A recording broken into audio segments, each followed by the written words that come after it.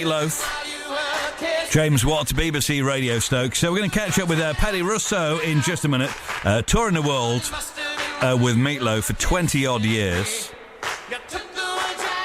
Left Mr. Meat behind. We'll find out all about that experience and what she's up to now. And if you're unsure of the voice of Patti, we've got a bit of one of the classic songs here, which will remind us of her vocal talents.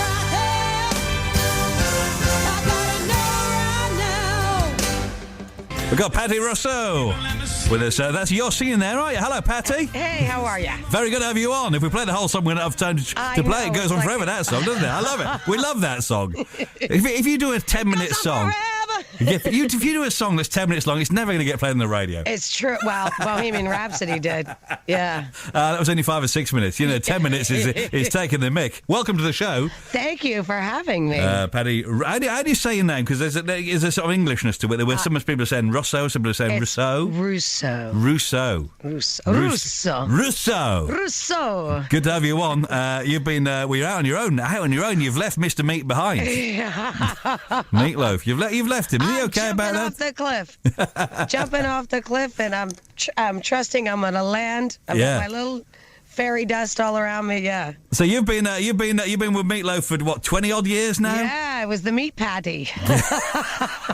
Ba-dum-bunch. Yeah, I love that. So that means that version there was one from I think it was from Australia. That one. Yeah. Oh, that was fun performing with the Melbourne Symphony Orchestra. Yeah. Yeah. Wow. So you've travelled the world. I have. I still don't believe it. Yeah. Yeah. How did you get to be part of Meatloaf? A part of the whole crazy organization. Yeah. I answered an ad, James. I answered an ad in the Village Voice, a New York paper. Yeah. I mean, you just can't.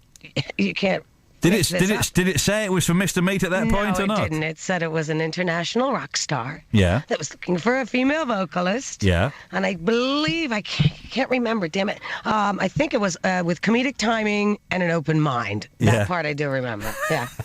That was crazy. And you looked the part, of course. Well, what was funny is they asked, I ripped the advert out, went home, made the phone calls, and they wanted some photos. And I had just cut off all of my hair. I worked in a hair salon, and it must have been a boring day there. Yeah, so Rapunzel decided I whacked it all off, and I looked like Liza Minnelli short. Yeah. So, and they wanted some photos. So all I had was the photos, with the long hair. Yeah. So I was like, well, so I sent that picture, but I put on the bottom of it, I wrote with a Sharpie, over please, and put an arrow. And when you flipped it over, I took the same picture, but I cut out all my hair and I just taped it on there. And they were like, all right, this one's nuts. We need to find out.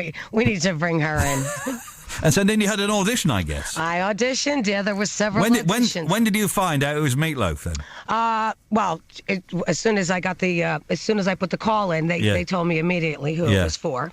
And so I knew then. So I just sent everything in and then got a call back. There was a couple, because they were flip-flopping around. I guess before he was using these two singers. Yeah. They were sisters. So he was toying with the idea, was he going to use two female singers again? Or then I think Kazim Sultan, who played on the original Bat Out of Hell.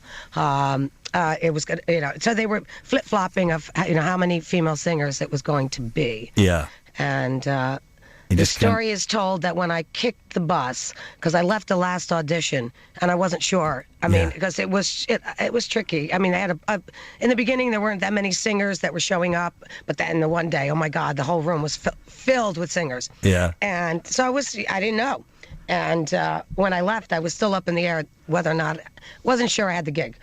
And honestly, I don't believe I did have the gig, but I believe there was somebody else that was slated for the gig, but I think she was getting ready, as fate would have it. Her band was getting ready to be signed, and I don't even think that happened. Yeah. Yeah, so it was crazy. But, then, surprise, surprise, got the gig. Got the gig, saw the world, 50,000 passports later.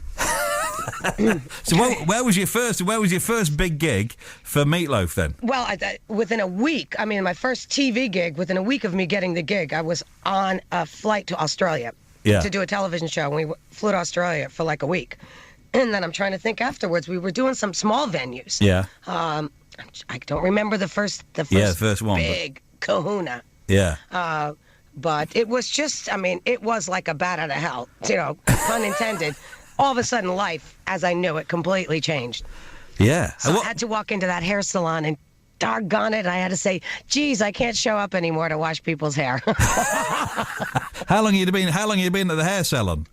How long have you been there? I was there for a couple of years. Yeah? Wow. Yeah. And then singing at night, I was in a club band at that time. Yeah, so. Wow. Okay. I know. Have you ever been back to that hair salon? I have.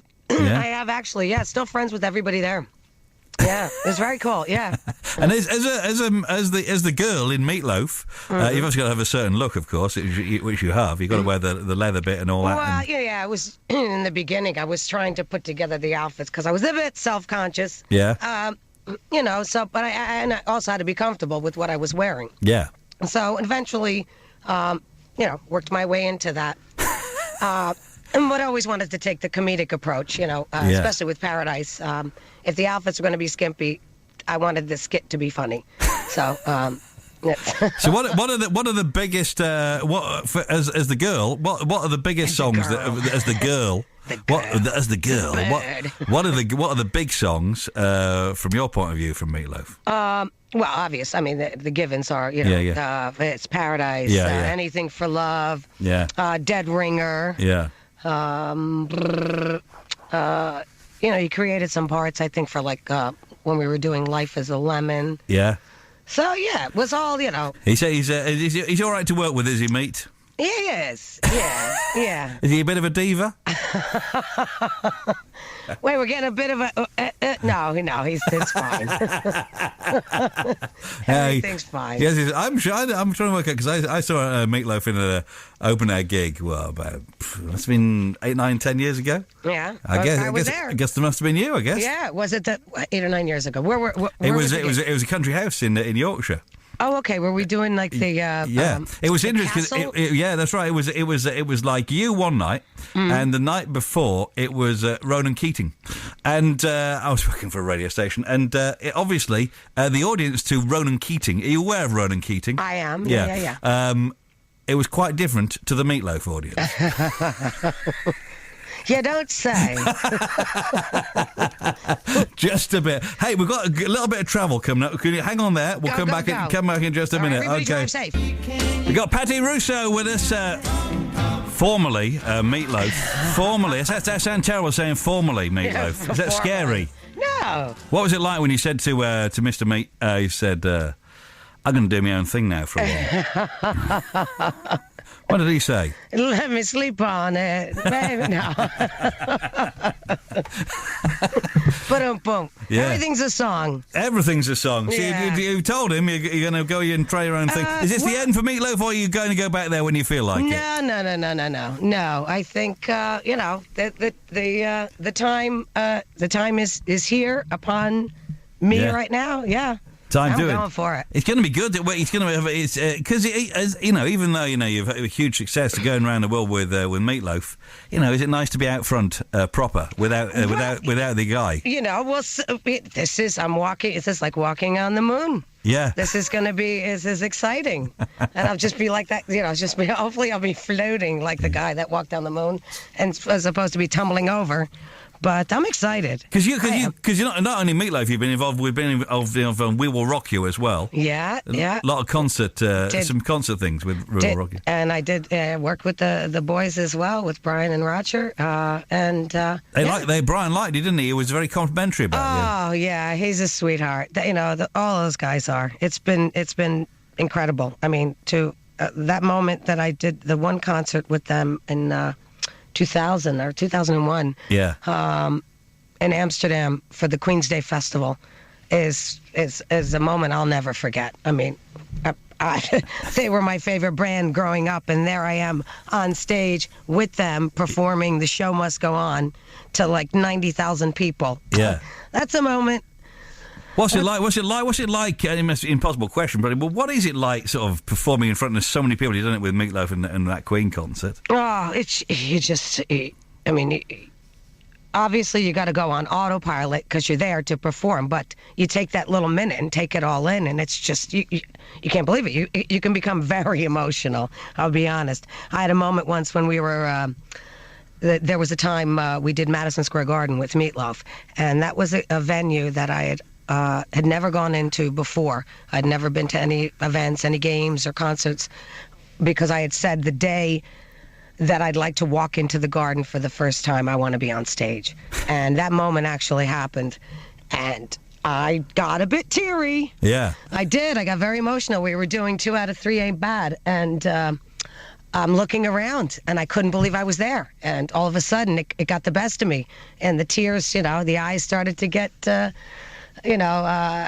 tears were welling up. And I was like, okay, Patti, reel it in, you moron, because all of a sudden you start crying. And that's all I need, and that'll screw everything up. Yeah. So you can say, okay, you've got to keep it together until the song's finished. Yeah. And when the applause comes, you can... Then you walk off the stage and go, oh, Jay, I know. Yeah, oh, yeah. Bleep, bleep, bleep. I can't believe I bleep did that. High-fiving everybody. Yeah. So, yeah. Now you're on tour, and you say, what are we going to get now on you, because you're touring on your own. Oh, I know. And how on your own are you? Well, here I go. Yeah, On my feet, I'm going in.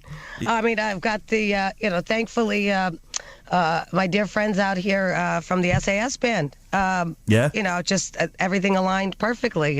So what, we're going to have songs we've heard of with you, or new stuff? You're going to hear, it's going to be like the buffet. Yeah. So you're going to have a little sampling of everything. Songs that I've, performed with people that I've worked with, and my own as well. I'm really looking forward to performing some of my some of these songs of mine have never been. I've never performed them. Bible and a Beer, I have. I did that. Bring Me a Bible and a Beer. I did that at in 2008. Yeah. I performed that on stage with Meatloaf, and so. That's good. Can't give us a blast of that, can you now? Is somebody out there? Is anybody here? Somebody bring me a Bible and a beer.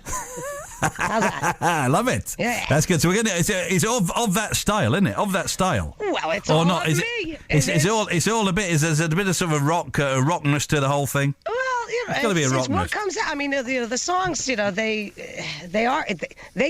come out. I mean, you're going to have a sample of everything. Yeah. Yeah. Now, didn't you play with Cher somewhere along the way? Yeah. I was with her in Vegas, and in fact, the last gig I did with her, we had to fly in June. I just finished with Meatloaf. Yeah. Last year, and she was asked to open the Anji Arena. I don't know if I'm pronouncing that, in Dagestan, in Russia. Right. And I was like, oh, here we go. Yeah. So she did a huge event there in Russia. It was primarily Vegas. That was awesome. I mean, she was my idol growing up. So yeah. Actually, performing with her was pretty incredible. Because when you're playing with Cher, are you sort of looking at the back of her? Are you sort of just behind her, sort of thing? Well, yeah, behind her, and checking out the tattoos.